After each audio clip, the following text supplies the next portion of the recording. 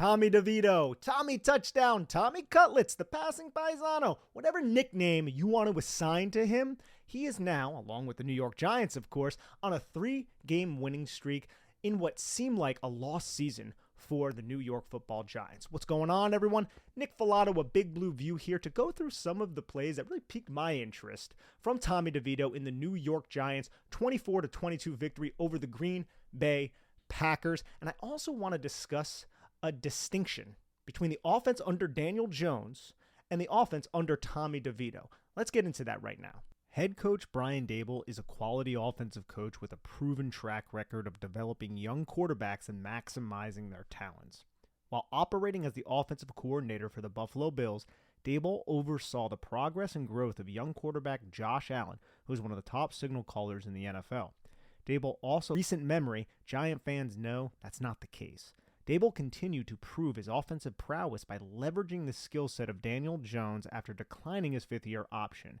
The 2023 season wasn't as fruitful for a variety of reasons, but a torn ACL against the Raiders ended Jones's campaign. Tyrod Taylor impressed in his short stint before landing on the IR as well, which put Daboll in a precarious situation.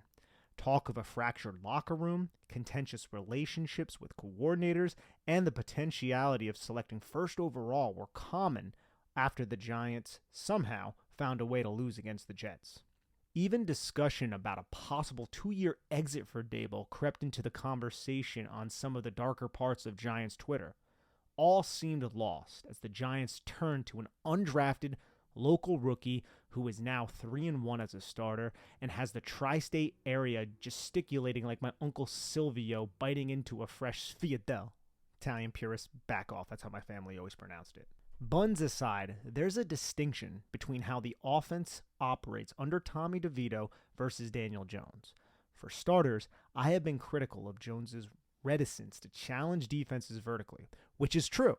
At the same time, the offensive line of the Giants is playing much better football than earlier in the season. Both things are true.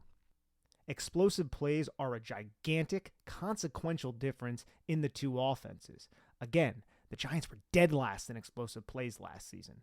But another important distinction is DeVito's penchant to attack outside the numbers from the pocket and not just from the boundary side. Here's a look at my dumb face and some numbers from before the Giants' Week 14 win. These are throws from the pocket outside the numbers from the 2023 season, with the corresponding distances of the throw.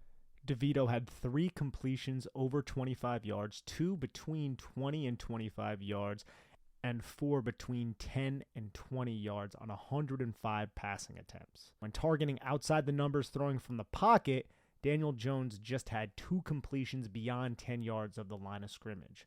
Only one of those was over 20 yards. And here's a heat map from the Green Bay Packers game.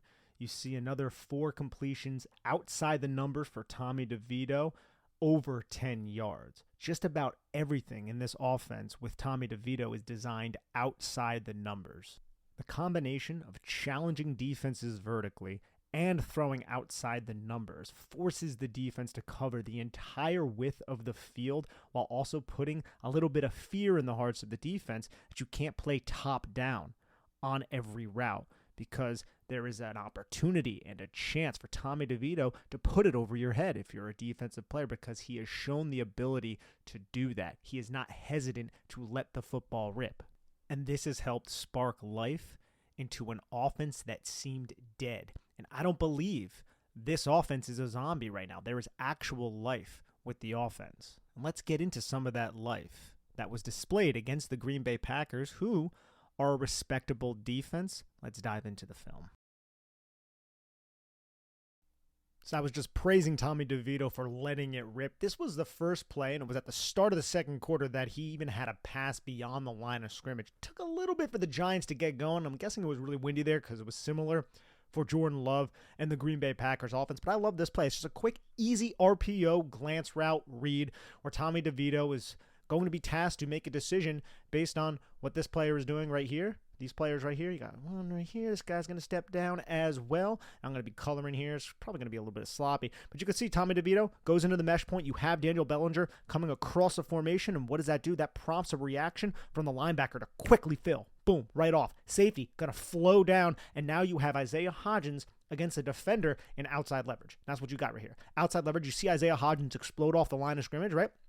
Little bit angled towards the numbers. If you watch, it's very subtle, but he looks like he's running towards the outside, getting to the top of the numbers, and then once he feels that safety cross his face, boom, he's going to break right back to the inside, and he's wide open, presents his numbers, presents his chest for Tommy DeVito, who puts a dart right on Isaiah Hodgins for a nice gain, a nice chunk gain, get the offense moving, get the blood flowing a little bit. Like I said, there's a little bit of life in the offense, you know what I'm talking about? But I like this play. Simple, easy, get the football out of your hands, Tommy DeVito, and then start to establish a rhythm. You're going to see it here from the end zone copy as well. Daniel Bellinger comes across. You're also going to pull the guard. Looks like it's going to be counter. Giants do run counter, so you fool the defense to think it's going to be a counter run, but it's an RPO tag. You're going to read the play side of where the run would go according to the blocks. Read those defenders. Fire the football. You can see Hodgins kind of start outside, go right around 34, present the chest, make the catch.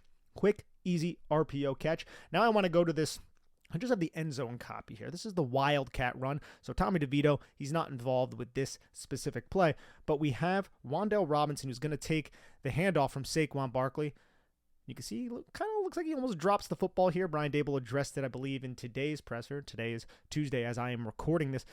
I like what this does to the defense because you're going to pull Justin Pugh and Andrew Thomas. It looks like this could be a GT quarterback, which Wildcat counter for Saquon Barkley, but Saquon Barkley hands this football off to Wan'Dale Robinson. Saquon Barkley, the stripe of his helmet is actually, it's not even going to the left where he would be reading Lucas Van Ness in this situation, so I'm wondering if this was always going to be a design. It looks like he is looking straight on, and it looks like Isaiah McDuffie, 58 right there, is already beelining towards Wan'Dale Robinson, but it doesn't matter. Saquon Barkley looks to his right. He sees Campbell stay put. He sees I don't know what defender that is. Him kind of just sit right by where Daniel Bellinger is. So he decides to hand the football off. And this is where Wan'Dale Robinson's uniqueness really comes into play. Because Wan'Dale Robinson was a running back when he was recruited to Nebraska before he ended up at Kentucky. And then he goes to Kentucky and he ends up being Will Levis's favorite target, helps Kentucky defeat the Iowa Hawkeyes in their bowl game. And the Giants, I still say this, man, I think the Giants saw that game. He was such a pivotal and crucial part of that game that I think the Giants looked at him and said, we're not certain about Kadarius Toney. I don't know what we're getting out of Kenny Golladay, but I love the spatial awareness, which was also something that Brian Dable brought up after the game about Wan'Dale Robinson. I love the spatial awareness and the toughness of this player, and it's something that we're seeing a ton in his second year. And you see the running back vision here. Watch, he's going to expand 34 laterally, allow Matt Breida to have an easier angle to attack 34, and now he's just going to cut it up right at the numbers.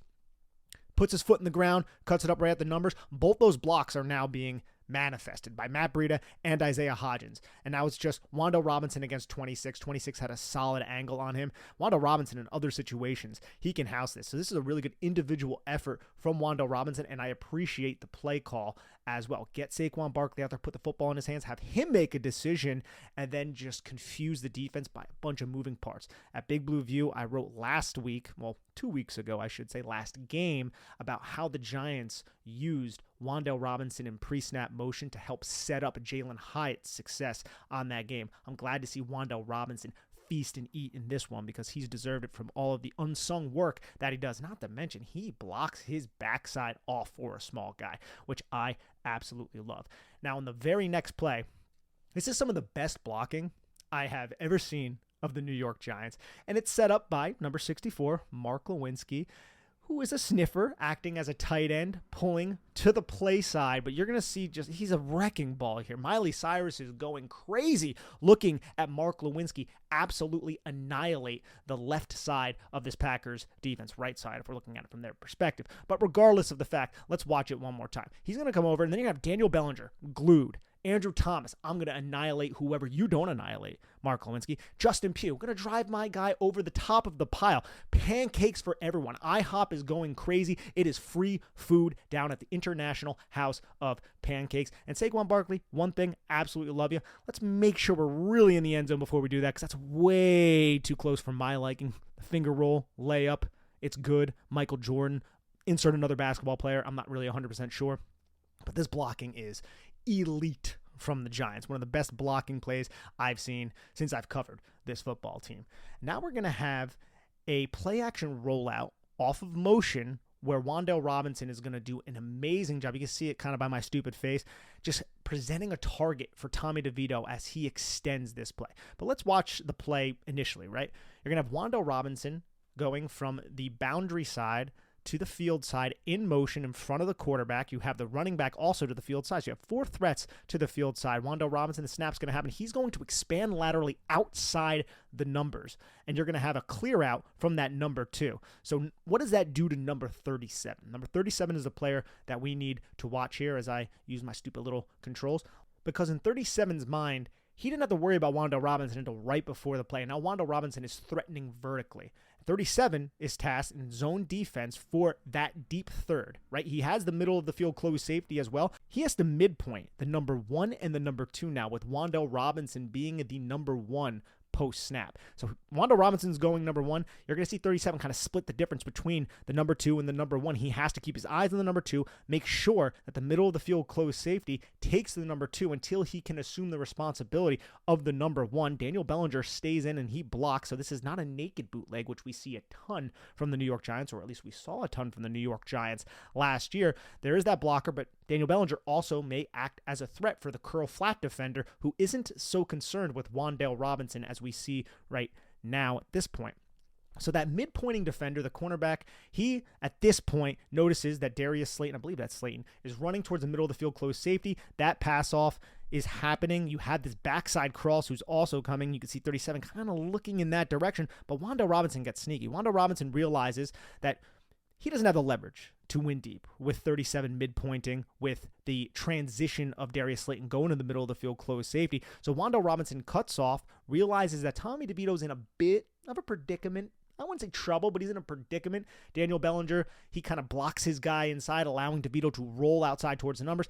And just look at the awareness of Wan'Dale Robinson to stay tight to the sideline, work into the blind spot of the curl flat defender, who now has his eyes on the backside crossing route, which is right here, and then just get open, present a target, and then look at that catch. Concentration catch. Nice throw by Tommy DeVito as well to put it right on the hands of Wan'Dale Robinson to the outside. So maybe a little bit difficult for Wan'Dale Robinson, but it's away from all the defenders. And this is a dart too. DeVito throwing on the run right where it needs to be. Caught by Wan'Dale Robinson, gets both feet in bounds as he twirls and then holds the football up. Wan'Dale Robinson proving, hey, I was a second-round pick. Maybe some people thought it was peculiar, like the idiot sitting here. Even though I had a second-round grade on Wan'Dale Robinson, I thought with Kadarius Toney on the roster, it was a bit redundant, but we all saw what happened with Kadarius Toney. I would imagine it's because he probably didn't know the playbook, but that's me speculating a little bit. I am not in the room, but this is an absolute dart from Tommy DeVito. Hits Wan'Dale Robinson in the hands. Great catch by Wan'Dale Robinson, and great job by Wan'Dale Robinson to get open for Tommy DeVito as the kid extended the play.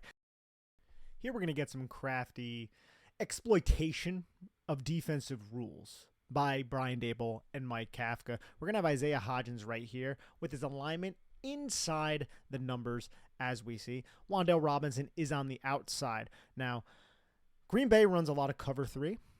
And in order to manipulate the rules of that deep third defender, as we saw a little bit earlier with that motion from Wan'Dale Robinson, we need that deep third defender right here to respect the vertical from Isaiah Hodgins, because the curl flat will not account for that. And the middle of the field closed safety has 3 eligible receivers to worry about on the opposite side. So what do the Giants do? The Giants are going to run Isaiah Hodgins and release him outside towards the bottom of the numbers. And it's going to draw the eyes of number 37. You can see 37 right at the snap here. He's looking at Wan'Dale Robinson. Wan'Dale Robinson is just going to sit at the line of scrimmage. 37 still has his eyes on him, but he sees the outside leaning release and the vertical from the number 2. And if the number 2 goes vertical, number 37 has to assume that responsibility. So 37 bails, but at the same time, the curl flat defender gains depth because the receiver he's directly over is running vertical, and he does not expand laterally and get outside to where Wan'Dale Robinson is just chilling. And this is recognized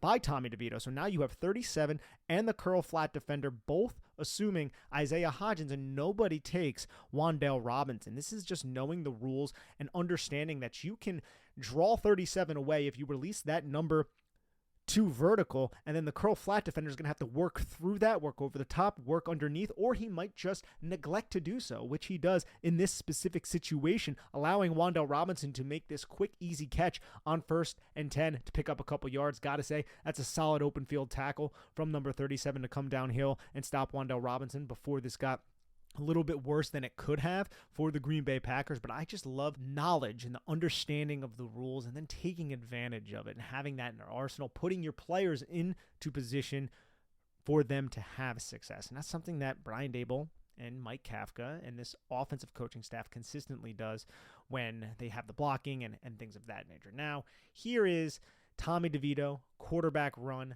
juking dudes out of their shoes. Love this as well because Saquon Barkley, look, draws a lot of attention. There's no secret about that. And you're going to have Tommy DeVito go into the mesh point, and if we watch, you see that end man on the line of scrimmage. He pinches hard, pinches very hard, keeps it tight, allows Lawrence Cager to run right around him, and you can already see, as we look right here, Isaiah Hodgins is like, yo, man, I have a great angle to throw this block, and that's exactly what Isaiah Hodgins is going to do, as Tommy DeVito keeps it end man on the line of scrimmage. Absolutely eliminated. 34 realizes what's going on, blocked up by Isaiah Hodgins. Lawrence Cager lead block up to 37, and now it's Tommy DeVito against the alley defender. And Tommy DeVito puts the shake and bake on this alley defender who slips out of his shoes, blame the MetLife turf. And Wan'Dale Robinson, ironically enough, makes this tackle. I kind of thought Tommy DeVito got into the end zone anyways, but it doesn't matter because on the next play, Saquon Barkley ends up scoring for the New York Football Giants. But this is just a tough run from Tommy DeVito, a well-designed play, and also just undisciplined defense from the Green Bay Packers. Sometimes you just got to rely on your opponent not executing their assignments, and that's exactly what happened here. But great blocks for Tommy DeVito from Hodgins and Lawrence Cager there. Wan'Dale Robinson, don't tackle your quarterback next time. But Wan'Dale Robinson did have an elite game here. Now I want to go to this flea flicker, and I love these little trick plays, this flea flicker to Wan'Dale Robinson, who made a great catch on this play. But let's see again. Motion, Wan'Dale Robinson. This is a different formation. You have an extra tight end selling the run, being Mark Lewinsky, as you can see at the bottom of the screen. Darius Slayton off the line of scrimmage. So you motion Wan'Dale Robinson, and you're going to act like it's going to run. You have Mark Lewinsky in there. It's like, oh, yeah, it's going to run. Everybody pinches up, as we see. But it is that play action, that flea flicker, and you're going to have a double vertical concept. And I love how Wan'Dale Robinson sells it at the bottom or at the top of your screen. You can see Wan'Dale Robinson, I'm just chilling, against Devondre Campbell, blows past Campbell. Good play by this Packers safety to recognize what exactly is going on this wheel route. But Devondre Campbell acts as a pick for Wan'Dale Robinson to secure this catch from the safety, making a play on the football. Amazing adjustment from Wan'Dale Robinson, mind you, and a solid throw from the field side from Tommy DeVito to put it out there and allow Wan'Dale Robinson to kind of cut back and make this somewhat of a back shoulder type of adjustment for Robinson. I'm not sure if that was deliberate or what have you, but I like the play design.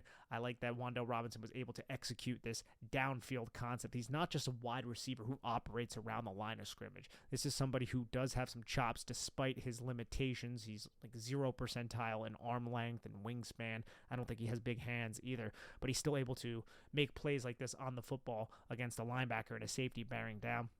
And again, I just also like the concept and how it isolated Wan'Dale Robinson against a linebacker. You're going to take that any day of the week on a 1st and 10 deep shot, dial those trick plays up, Mike Kafka and Brian Daboll. And Wan'Dale Robinson, you just had yourself a day. Use that motion. And we're going to see it again here. DeVito sets up, is able to step into the throw, and Wan'Dale Robinson jumps around Devondre Campbell, makes that catch, uses his diminutive frame as a shield against the safety and Devondre Campbell to secure that ball. Just a very nice play by the second-year wide receiver. And now we're going to get the touchdown to Isaiah Hodgins. Again, pre-snap motion is going to be used. You have a 3-by-1 set. You're going to motion Hodgins to Jalen Hyatt's side. And what are you going to do with Jalen Hyatt? You are going to take Jalen Hyatt and you're going to release him inside initially, right? So you're going to clear out one defender, and that's going to isolate Isaiah Hodgins running across the formation against that one defender who expanded. You're going to have man coverage. You have a man beater at the top of your screen.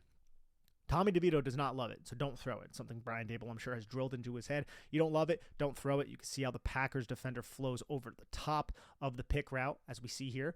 So Tommy DeVito doesn't. So Tommy DeVito, good blocking, extends the play, and he has that one-on-one matchup with a ton of space for Isaiah Hodgins, because, again, Isaiah Hodgins, he's late to that side of the field with the motion. Late to it, you're going to have a lot of attention to Jalen Hyatt because he is running inside. So that's going to eliminate the safety, and that's going to create the mano-a-mano or the one-on-one matchup for Hodgins against number 37. Hodgins does a really good job going inside, fights through what was a defensive holding there, and then presents a big target with his big catch radius, soft hands, and awareness for Tommy DeVito, this is just a great throw, a great play by Tommy DeVito on the run, and giving his receiver just an opportunity to secure this catch for a touchdown. I mean, Isaiah Hodgins, this is his third touchdown of the season. All of them are in the red zone. This is what this guy does. He is a red zone threat. He is tall, long, big, strong hands, large catch radius, and it's obvious that all the quarterbacks that the Giants have, Tyrod Taylor, Daniel Jones, Tommy DeVito, they trust number 18 in the red zone, and I would say rightfully so because